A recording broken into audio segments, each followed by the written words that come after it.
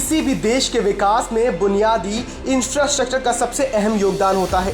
Infrastructure की अहमियत को समझते हुए पीएम पद संभालते ही नरेंद्र मोदी जी ने इसे मजबूत करने के लिए कई कदम उठाए। आइए जानते हैं मोदी सरकार के इंफ्रास्ट्रक्चर प्रोजेक्ट्स के बारे में। कोल्लम बाईपास। केरल का कोल्लम बाईपास, जिसे 1972 में कांग्रेस सरकार के समय प्रपोज किया गया था, मगर लटकाने और भटकाने की नीति पर चलने वाली कांग्रेस सरकार ने मात्र 4.5 किलोमीटर ही बनाया। NH 66 पर बने इस 13.14 किलोमीटर बाईपास का निर्माण मोदी सरकार ने पूरा किया और खुद पीएम मोदी ने इस बाईपास का उद्घाटन किया था।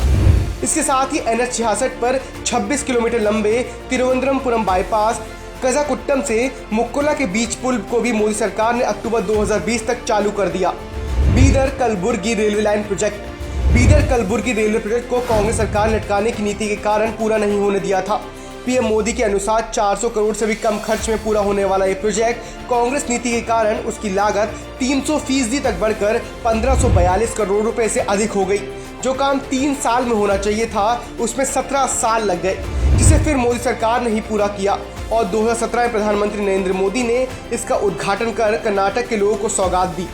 110 किलोमीटर लंबे इस रेलवे लाइन के निर्माण से बेंगलुरु से दिल्ली की दूरी 380 किलोमीटर तक कम हो गई है। रूपसी एयरपोर्ट। उड़ान योजना के अंतर्गत रूपसी एयरपोर्ट का निर्माण असम राज्य में किया गया।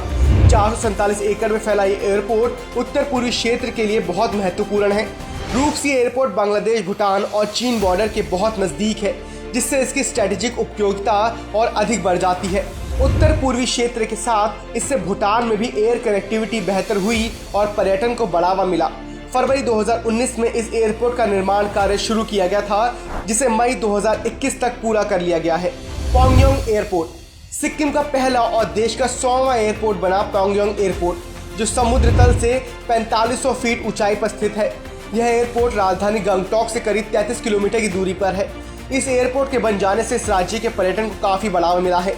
चीन बॉर्डर से मात्र 7 किलोमीटर की दूरी होने के कारण इसकी अहमियत और बढ़ जाती है। गिरनार रोपवे का निर्माण गुजरात के जूनागढ़ जिले में गिरनार पर्वत पर किया गया है। गिरनार पर्वत गुजरात का सबसे बड़ा पर्यटन स्थल और आस्था का प्रतीक है। गिरनार पर्वत पर हिंदू और जैन धर्म के 800 से भी ज्यादा छोटे बड़े मंदिर हैं। गिरनार के ऊपर तक पहुंचने के लिए 9,999 सीढ़ियां चढ़नी पड़ती हैं, लेकिन गिरनार रोपवे आने से श्रद्धालुओं के लिए दर्शन करना आसान हो गया है। गिरनार रोपवे एशिया का सबसे लंबा रोपवे, जिसकी क्षमता 1000 यात्री प्रति घंटे की है। Gandhinagar railway station. Gandhinagar railway station बना देश का पहला 5 स्टार होटल वाला रेलवे स्टेशन।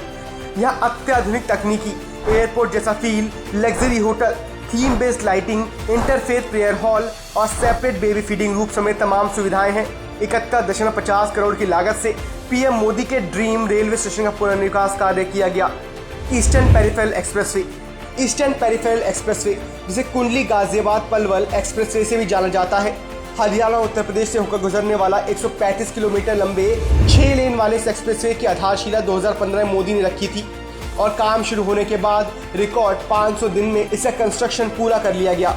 11,000 करोड़ रुपए के निर्माण से किए गए KGP एक्सप्रेसवे देश के सबसे फास्टेस्ट एक्सप्रेसवे में से एक है, जिस पर वाहनों की अधिकतम गति 120 किलोमीटर प्रति घंटा है। इस एक्सप्रेसवे से रोजाना 50,000 से ज्यादा ट्रक होकर गुजरते हैं, जिन्हें पहले दिल्ली से होकर जाना पड़ता था। इसके निर्माण के बाद दिल्ली में ट्रैफिक और प्रदूषण में कुछ कमी आई है।